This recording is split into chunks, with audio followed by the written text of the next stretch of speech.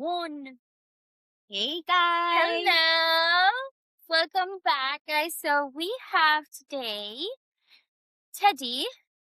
Teddy, we're gonna do a little bit of a Q&A, a little bit of a interview. Yeah. She got a How few are questions. you? How are you doing, Teddy? Hello. Hey, what's up, everybody? Teddy here. Well, we're gonna be, respectful. So I would like to know, what are your pronouns? Her, she, Teddy. Go ahead, Teddy. Well, we wanted to know a little bit about certain questions that we might have. What do you think? Yeah. But Teddy, do you go by a label at all? Or do you have a label like within our community? Do you go by a label? Absolutely not. I'm a no label. Okay. So And what does it mean to you, a no label? To me, a no label represents you could be whoever you want to be, whether that's straight, femme, gay, stud, masculine, STEM, or just be yourself. And you can represent that in different ways today, tomorrow, in 2 hours. Because you never know what might happen tomorrow. right. Good way to live by us. I like it. And what is it? Live, let live. Live and let live. Live and let live. It's the Live and let new live. ideally new the no label.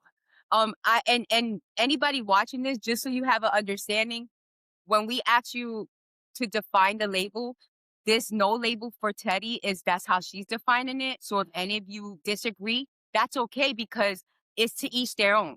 And this is Absolutely. what the subject's about. She goes by no label, and that's how she defines her no label as. So that's that. Teddy, do you have children? I do. I'm a mom of Awesome. a 13-year-old. Oh Okay. my, the teenage years. Teenage years, yeah. Preteen. Almost adult nowadays, right? Yeah. Right. 13 Especially when going it, on 23. yeah. That's true. I have a question. Has it ever happened to you where a label felt more like a cage than an identity for yourself? Absolutely. Absolutely. When I first came out, I started off femme when I first came out. And I felt, due to peer pressure, that I moved myself into STEM, and then I moved myself into stud. And I stood stud for a while. But as a woman who does feel womanly and has feminine tendencies, I felt like it wasn't a good look for you to be a stud and have feminine tendencies. So then I started to change back into STEM and female, feminine. And then I wasn't happy with that because I'm from New York. I'm a little bit more rough around the edges. Even though I do have my feminine ways and I talk with my hands, I felt I was being put into a box if I was feminine, if I was femme, if I was stud. And I was just like, this doesn't work for me. Like, I'm a no label.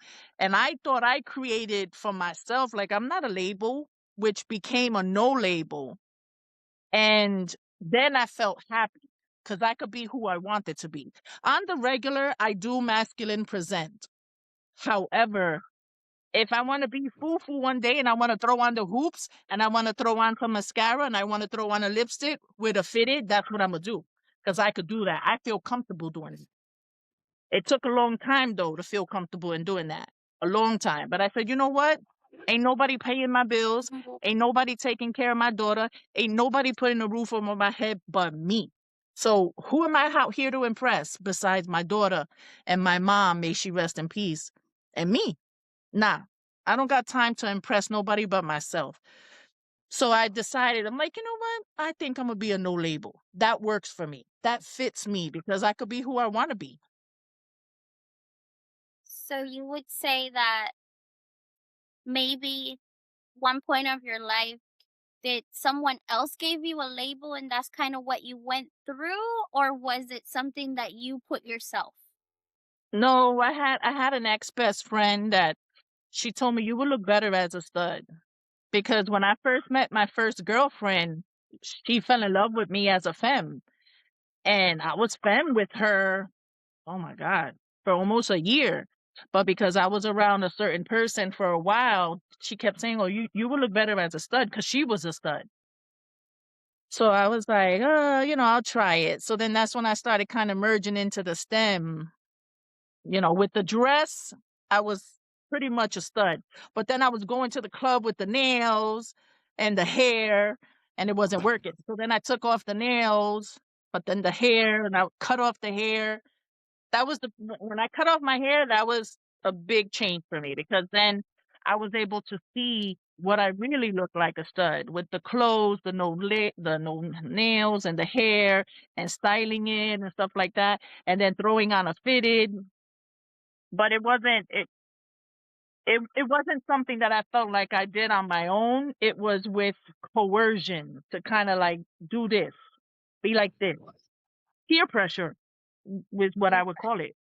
The confinement of what our community has Yeah, put in this box, like, because you wanna dress masculine one day, maybe 2 days, maybe a whole week, they expect you to not have any feminine in that. It's like a underline under the stud. You can't if right. you a stud, you can't do this. If you dress in your girly version, let's just say, because I myself identify as a no label as well. So there's days that I just want to throw on my little beanie and be thugged out. But that also comes with being a New Yorker and just the culture, the environment we're in. Now, being within our community, they put us in this box where you two, when I first moved down here, I was already a no label. That wasn't even existing when I first moved down here, Yeah. where I was around a bunch of more aggressive women, Mhm. the butch per se, because Mhm. Mhm. you're is either you're butch or you're femme. Right. That was the older version. You're this or that. There's no in between. So when I Right. came out here, I was looked upon like, what the fuck are you? Like, what is that?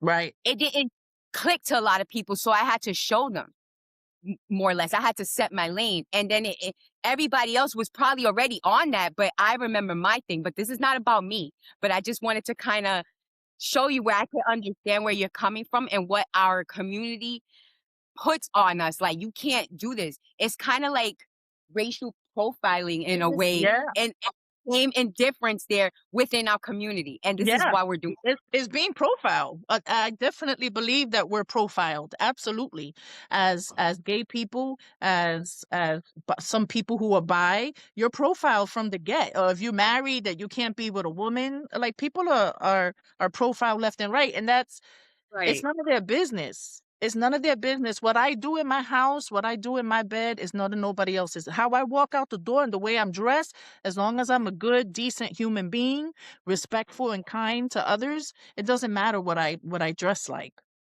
But So it's that's not the way it is in this society. And even more and more lately, and that's within our community, people that judge us. It's like, yo, you gay yourself. How you judging me? I right. don't judge It's you if you a hard. stud and It's you like, like a what stud. we're doing I it, don't judge right? that. It's not my cup of tea, but I love it. I love that a femme could love a femme. I love that a stud could love a stud because that's you. You making yourself That's happy. where Do you? and right there you just said something because I was holding on to it because and I'm glad you said it again.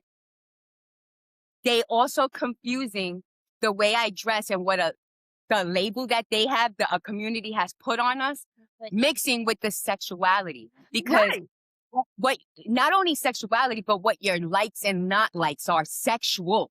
Right. And that's Because in other words, if I see you like this and I was closed minded in that box that they put me in, we're supposed to look at you. You're supposed to not sexually like certain things, Right. exactly. Right. right? in other words, that's where the confusion comes in. And I think, have you ever experienced that where you felt like you got with somebody and they made you feel like because you presented yourself a little bit more masculine, or they didn't know, or they were still getting to know you, did that translate into the sexual part of it? They expected you to perform a certain way, or, oh Yeah. wow, you like that? Was there a that type of, I'm Yeah. trying to get the correct question, but I think I know where Yeah, I think Yeah. you understand where I'm coming from. Yeah, no, I definitely understand where you're coming from.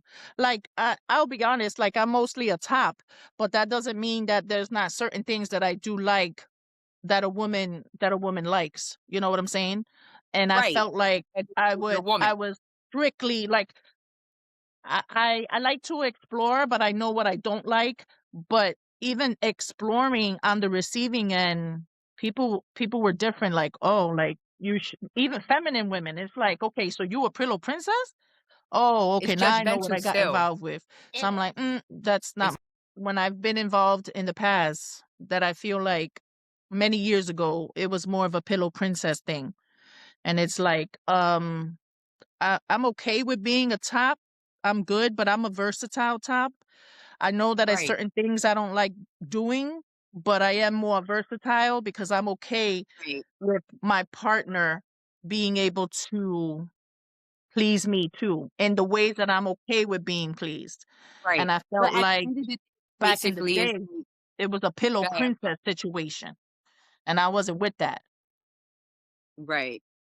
And Okay. because of that, did it ever happens where someone might have been like, "Oh, because you do this, that means that you're not queer enough, like you're not part of the community enough?" Yeah. Yeah, they felt Yeah, like I wasn't stud enough. And I was like, that's another part of why I was like, okay, what makes a stud? Like I started questioning what really is a stud. And at one time a stud was a black lesbian who identified as masculine.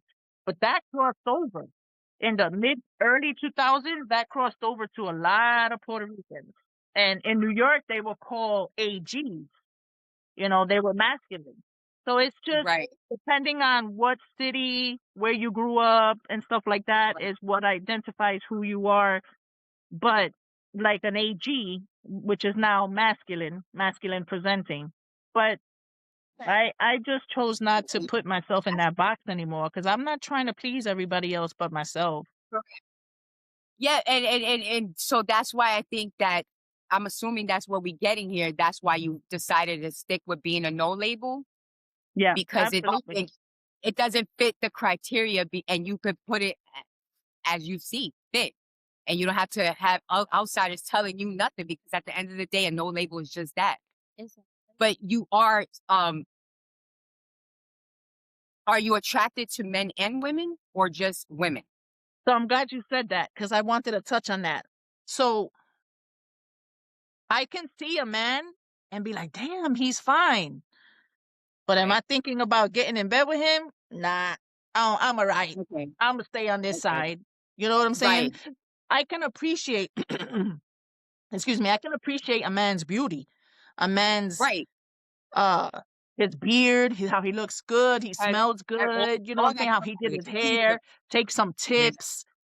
Um, so I mean, if I have to say if I'm a label, then yeah, I'm a lesbian. But that doesn't take away from me not being attracted to a guy. I just don't feel like that's my cup of tea. I do have to say that I am very blessed that at one time, it's not a good reason why, but I got hurt real bad, real bad by one of my last girlfriends. But that's how I got my daughter because I ended up being with a guy. And I said, oh, maybe I should leave these women behind because all I keep doing is getting hurt.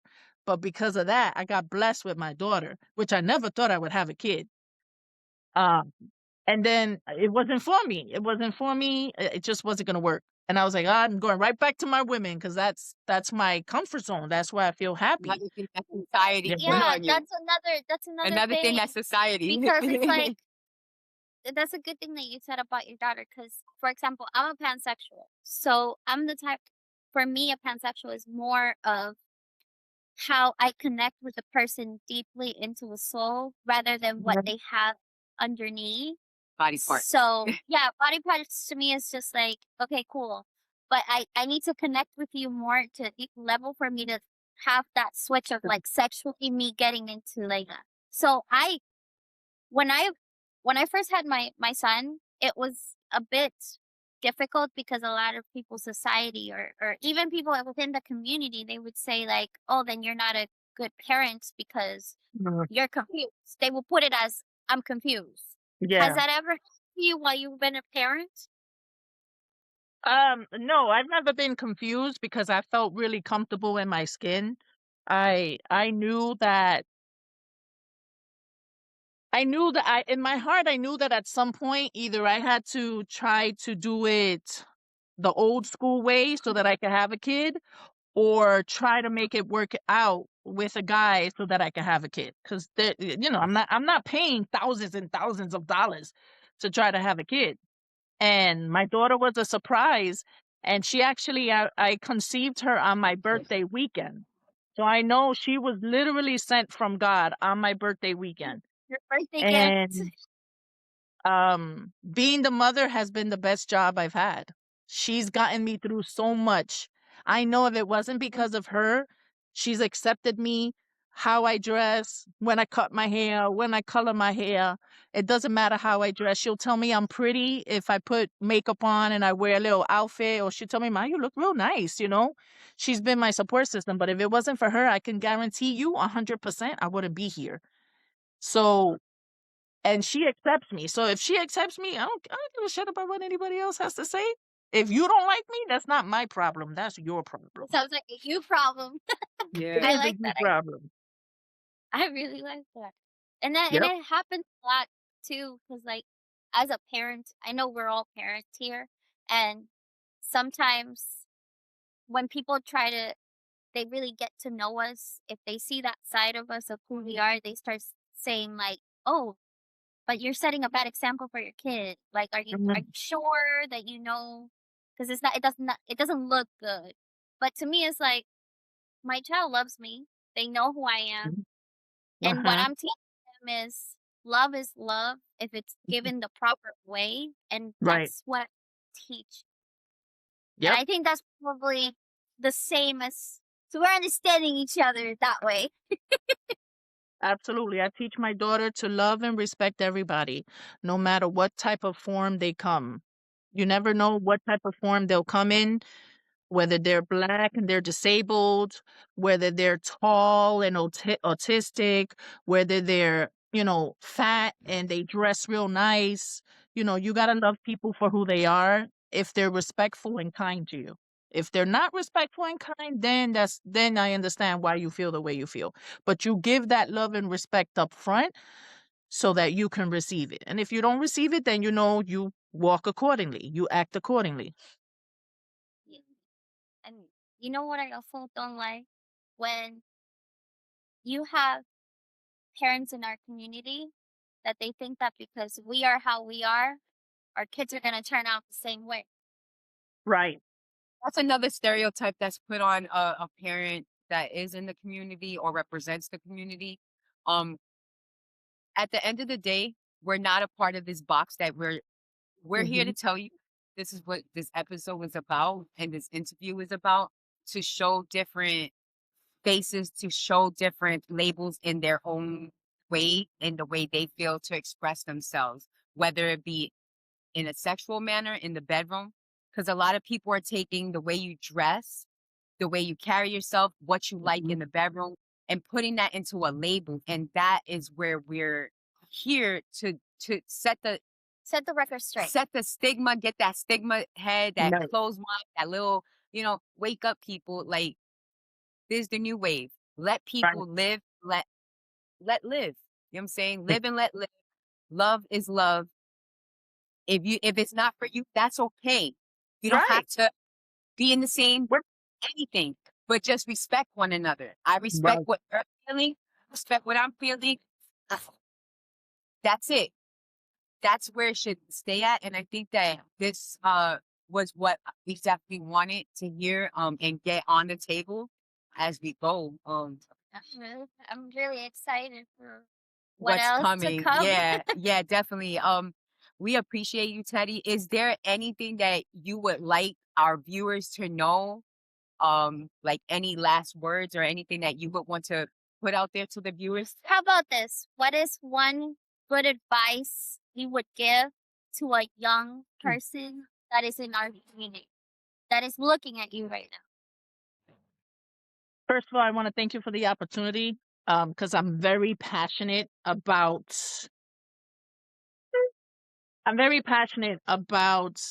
being a no label and being respectful to other people's labels because I can respect and honor a stud that knows who they are, knows that's what they embody, and knows that that's the lifestyle they want to live. I respect that. Um,